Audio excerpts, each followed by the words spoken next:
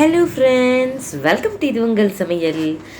இன்றைக்கி சூப்பரான ஒரு டிஃபன் பாக்ஸ் ரெசிபிங்க. அப்படி குக்கர்லேயே ஈஸியாக செஞ்சு முடிச்சிடலாம்.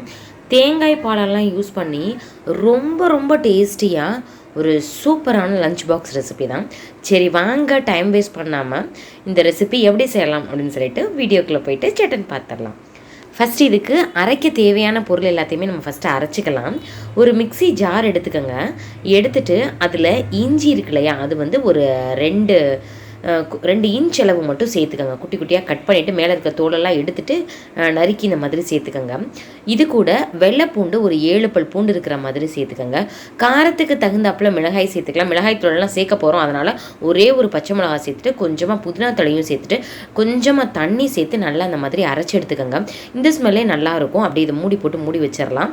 இப்போ ஒரு குக்கர் எடுத்துக்கோங்க. அதில் 2 டீஸ்பூன் மட்டும் எண்ணெய் சேர்த்துக்கோங்க. அதுக்கப்புறம் 2 டீஸ்பூன் நிறைய நெய் சேர்த்துக்கணும்.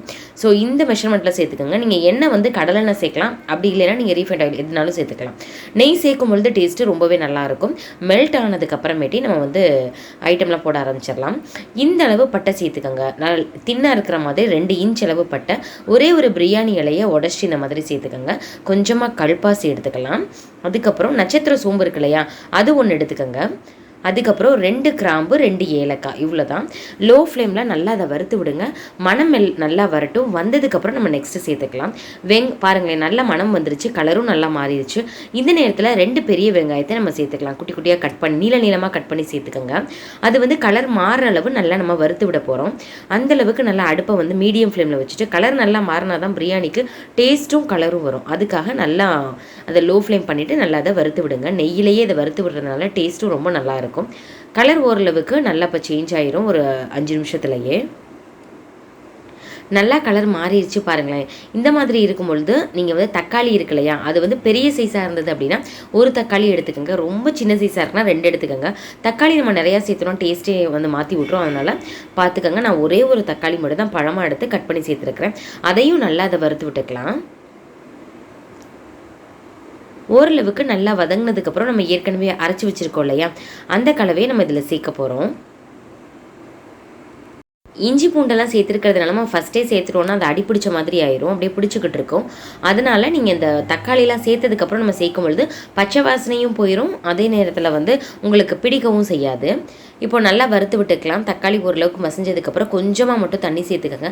தண்ணி நம்ம நிறையா சேர்த்துட்டோம் அப்படின்னா அளவு மாறிடும். அப்புறம் உங்களுக்கு சாதம் உதிரி உதிரியாக கிடைக்காது. அதனால் கொஞ்சமாக தண்ணி சேர்த்துட்டு பச்சை வாசனை போகிற அளவு நல்லா அதை வதக்கி விடணும். இப்போ ஓரளவுக்கு பச்சை வாசனை போயிடுச்சு. இந்த நேரத்தில் மிளகாய்த்தூள் சேர்த்துக்கலாம். அதுக்கப்புறம் கரம் மசாலா சேர்த்துக்கோங்க. நான் 1 டீஸ்பூன் மிளகாய்த்தூள் சேர்த்துட்டு கரம் மசாலா ஒரு 1/2 டீஸ்பூன் சேர்த்துருக்குறேன். கொஞ்சமாக மட்டும் தண்ணி சேர்த்துட்டு லைட்டாக அதை நம்ம வதக்கி விட்டுக்கலாம். வாசனை எல்லாமே போயிடணும், அந்தளவுக்கு நல்லா வதக்கி விடுங்க. காய்கறி ஏற்கனவே நான் நறுக்கி வச்சுட்டேன். கேரட், பீன்ஸ் இதெல்லாம் நறுக்கி இருக்கிறேன். இது கேரட் ஒரு 2 கேரட் நார்மல் சைஸ் எடுத்துக்கோங்க. உங்களுக்கு எந்த சைஸில் வேணாலும் நீங்கள் கட் பண்ணிக்கலாம். நான் கொஞ்சம் நீளமாக இருக்க மாதிரி கட் பண்ணியிருக்கேன். பீன்ஸ் ஒரு 7-8 பீன்ஸ் எடுத்து அதையுமே கட் பண்ணிக்கலாம். அதுக்கப்புறம் பார்த்திங்கன்னா உருளைக்கிழங்கு, ஒரு பெரிய சைஸ் உருளைக்கிழங்கை நீங்கள் நறுக்கி இந்த மாதிரி சேர்த்துக்கோங்க. இதை தவிர உங்களுக்கு எந்த காய்கறிகள் வேணாலும் நீங்கள் சேர்த்துக்கலாம். நம்ம சேர்க்க போகிற அளவுக்கு இந்த காய்கறிகள் சரியாக இருக்கும். போதும், இந்தளவு சேர்த்துட்டு நல்லா இதிலேயே பிரட்டி விடலாம். உப்பு நம்ம இப்போ சேர்க்கலாம், நம்ம லாஸ்ட்டு தான் சேர்க்க போகிறோம். நம்ம சேர்த்த மசாலாவோட இந்த காய்கறிகள் எல்லாமே நல்லா மிக்ஸ் ஆகணும். அதனால் நல்லா இப்போ நம்ம இந்த மாதிரி பிரட்டி விட்டுக்கலாம். ஏற்கனவே அரிசியை நான் ஊற வச்சுட்டேன். 25 நிமிஷமாக அது ஊறிட்டு இருக்கு. உங்களுக்கு நீங்கள் எந்த அரிசி வேணாலுமே நீங்கள் எடுத்துக்கலாம். சீரக சம்பா அரிசி எடுத்துக்கலாம், பாஸ்மதி அரிசி, நார்மல் அரிசின்னு எதுனாலும் எடுத்துக்கலாம். நான் இன்றைக்கி பாஸ்மதி அரிசியை 25 நிமிஷமாக ஊற வச்சுருக்கிறேன். ஊற வச்சு செய்கிறதுனால நல்லா உதிரி உதிரியாகவும் உங்களுக்கு நல்லா வெந்தும் கிடைக்கும். தண்ணி எல்லாத்தையுமே நல்லா வடிகட்டிட்டு இப்போ அரிசியுமே இதில் நம்ம சேர்த்துக்கிற போகிறோம்.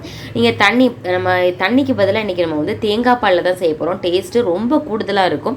நீங்கள் ஒரு தடவை கண்டிப்பாக இந்த மாதிரி செஞ்சு பாருங்கள். இப்போ அரிசியை சேர்த்துட்டோம், நல்லா ஊறிடுச்சு. அதனால் கிண்டி விடும் பொழுது பார்த்து பக்குவமாக இந்த மாதிரி பிரட்டி விடுங்க. ரொம்ப போட்டு நம்ம மிக்ஸ் பண்ணிகிட்டே இருந்தோம்னா அரிசி எல்லாமே உடஞ்சி போயிடும்.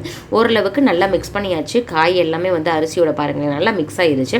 இந்த நேரத்தில் நம்ம தேங்காய் பாலை சேர்த்துடலாம். தேங்காய் பால் எவ்வளோ சேர்க்கணும் அப்படின்னா, 1 கப் அரிசிக்கு பார்த்திங்கன்னா 1.5 கப்பு தான் சேர்க்கணும். நீங்கள் மொதல் பால் 2வது பால் எதுனாலும் ஓகே தான்.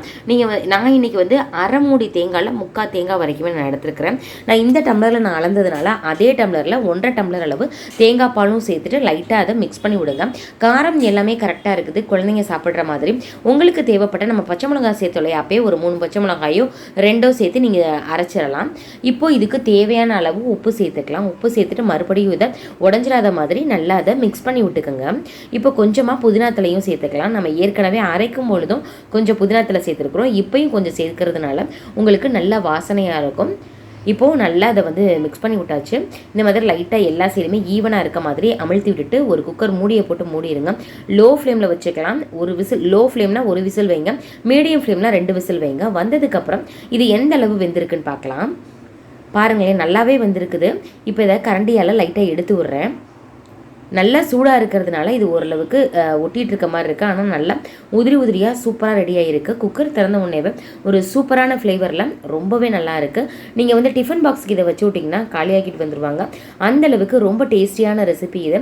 இதுக்கு வந்து ஒரு ஆனியன் ரைத்தா வந்து பர்ஃபெக்டாக இருக்கும். இதை வெறுமனே கூட சாப்பிடலாங்க. அந்தளவுக்கு ரொம்ப டேஸ்டியான இந்த ரெசிபியை நீங்களும் கண்டிப்பாக ட்ரை பண்ணி பார்த்துட்டு எப்படி இருந்துச்சு அப்படின்னு சொல்லிட்டு கமெண்ட் பண்ணுங்கள். ஆறுனதுக்கப்புறம் பாருங்களேன், நல்லா உதிரியாக ஒன்னோட ஒன்று ஒட்டாமல் சூப்பராக இருக்குது. செஞ்சு பார்த்துட்டு எப்படி இருக்குன்னு சொல்லுங்கள். ஓகே ஃப்ரெண்ட்ஸ், இதே மாதிரி இன்னொரு இன்ட்ரெஸ்டிங்கான வீடியோவில் பார்க்கலாம். தேங்க்யூ, பாய்.